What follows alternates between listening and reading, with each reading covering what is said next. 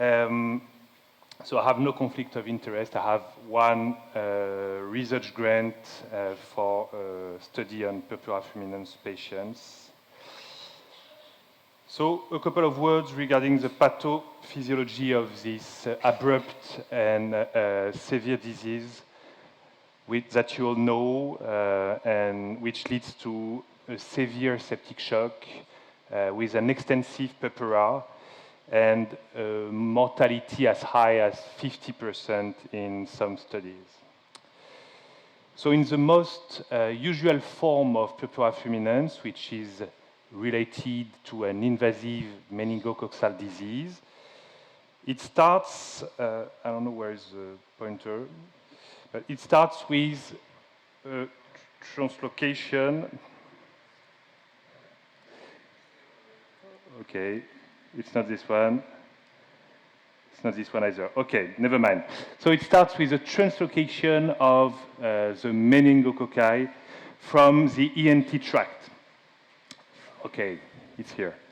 Knowing that about 10% of patients have a chronic carriage of meningococcus in their ENT tract. So the reason why the bacteria decides to reach the bloodstream is not well known. Yet, when the bacteria proliferate into the bloodstream, it's here, it will invade the endothelium. And it's really a key pathophysiological step, as this invasion is going to lead to an endothelial dysfunction. And this endothelial dysfunction, together with a disorder of coagulation, will lead to clotting. Depending on the extent and severity of clotting, the clinical presentation will range from a simple petechial rash to a dramatic necrotic purpura. So one important thing to understand is that for microvessel thrombosis to develop, two conditions are required. First, like we said, there need to be an activation of blood coagulation, which is disseminated intravascular coagulation. But it is not enough to produce such a severe thrombosis. Endothelial alterations is also necessary. And these endothelial alterations are going to lead to an impairment of the natural anticoagulant pathway, which you know relies mainly on protein C, which is on the endothelial cell. And this has been well shown in several studies. For instance, in these studies in children with meningococcal purpura fulminans, you see that when the necrotic skin was sampled, we could see a thrombosis on optical microscopy.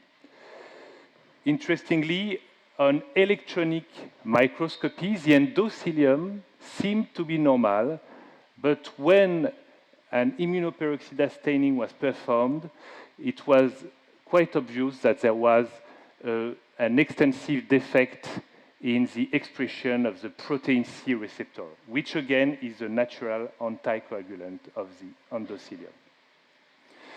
Same thing in that study performed by Nicolas Leroll in adult patients with purpura fulminans, where you can see that in necrotic skin areas, you have a lot of platelets consistent with regional thrombosis. You have a loss of endothelial integrity as reflected by a decrease of CD31.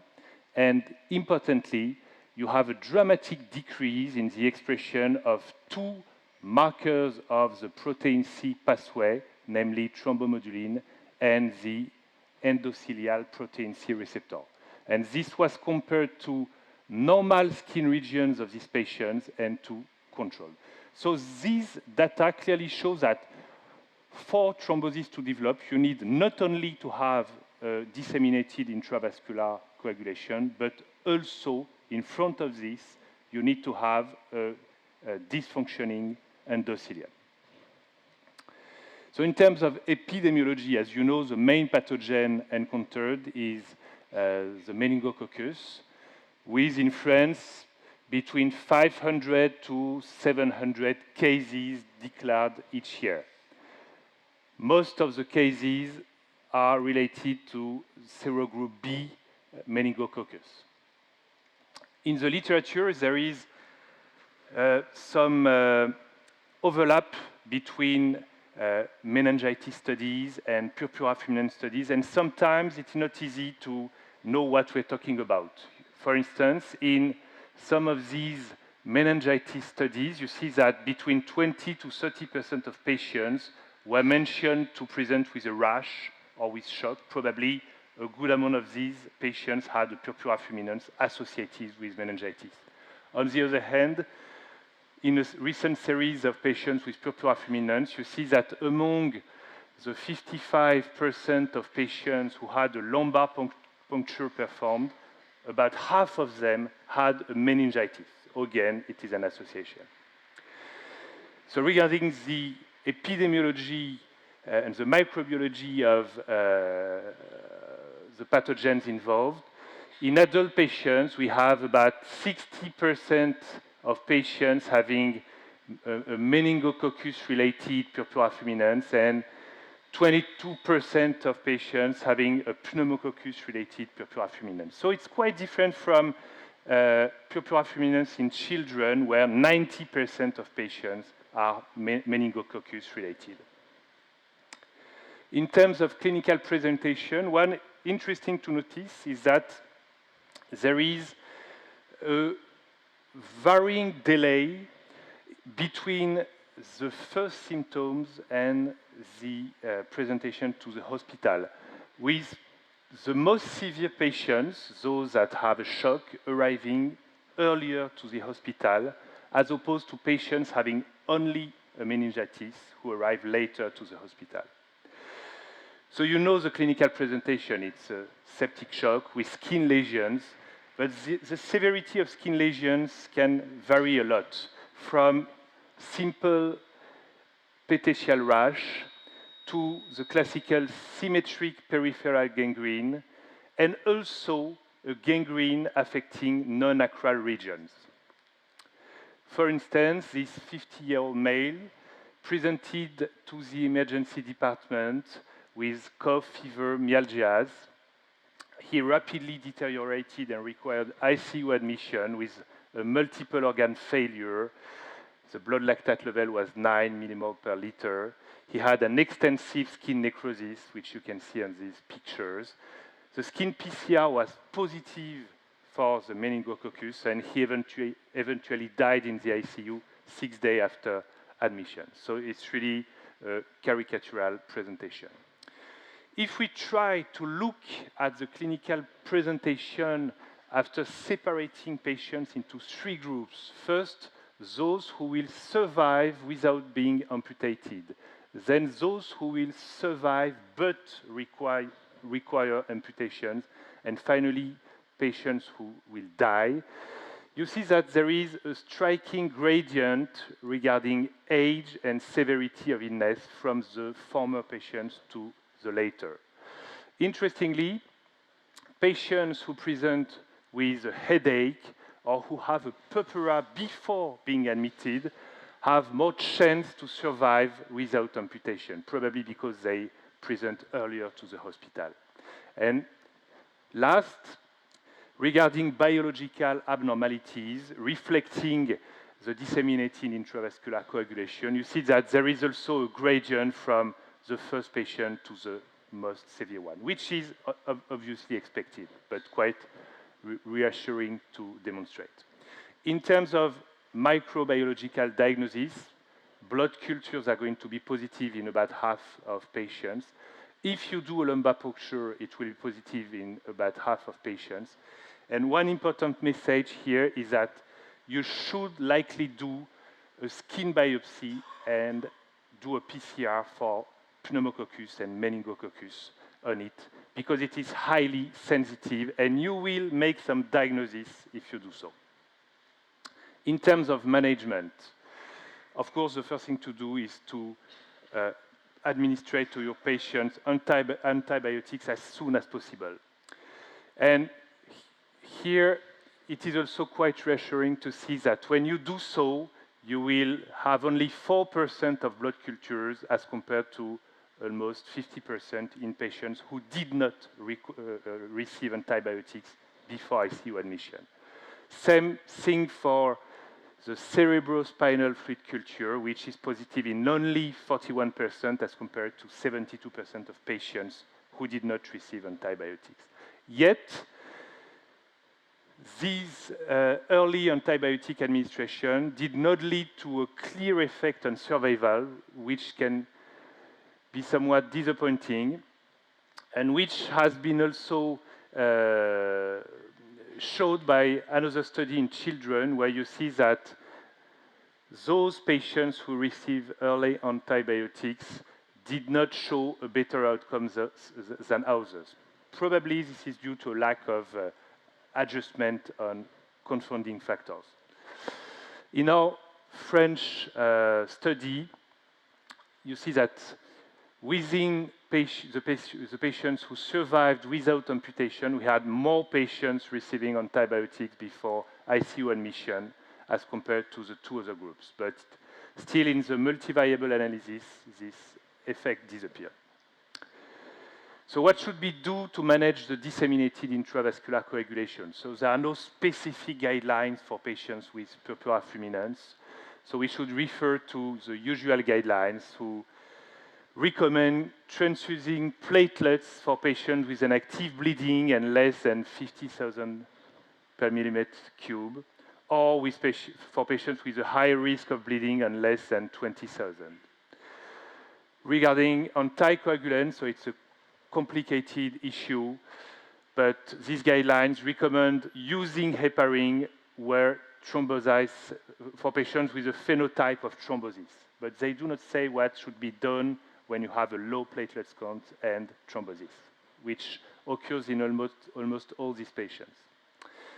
Regarding organ failure management, again, there are no specific guidelines, so one should follow the usual septic shock guidelines, knowing that maybe when it is feasible, we should try to use maybe more fluids and less vasopressors in order to limit the digital toxicity of vasopressors. We should likely track left heart dysfunction, knowing that about 1/3 of these patients are going to develop a severe myocarditis. And we should consider administering steroids, knowing that adrenal insufficiency can have a peculiar mechanism in this condition.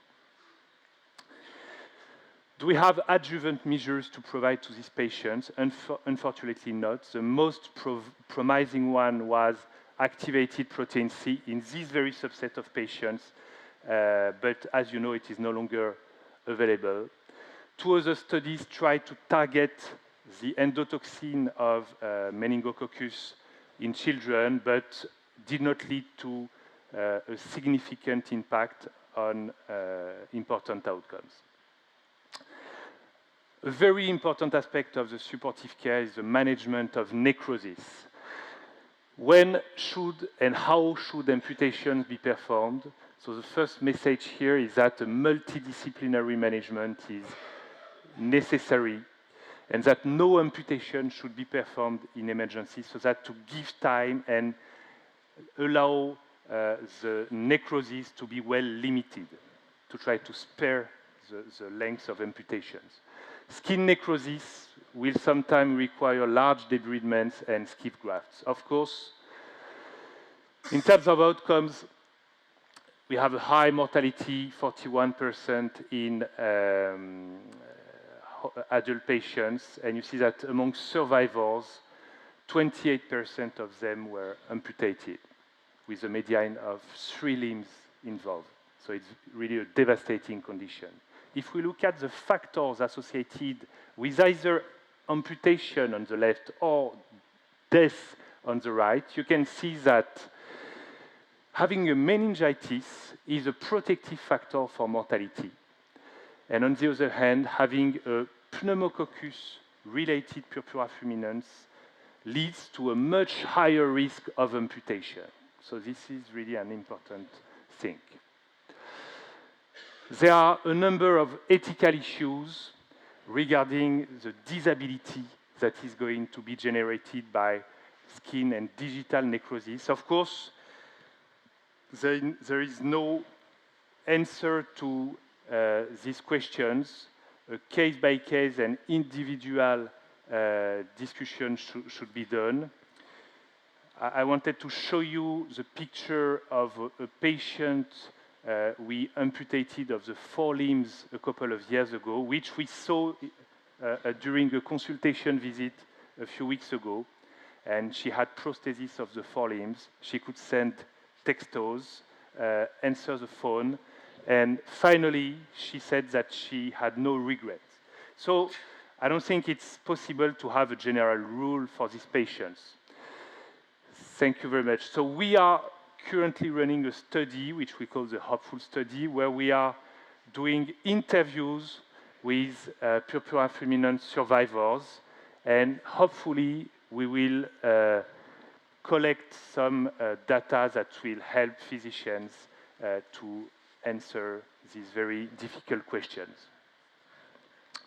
So in conclusion, purpura fulminans is well known in children, but is also, as you know, a devastating disease in adult patients with 40% hospital mortality and a 30% rate of amputation in survivors.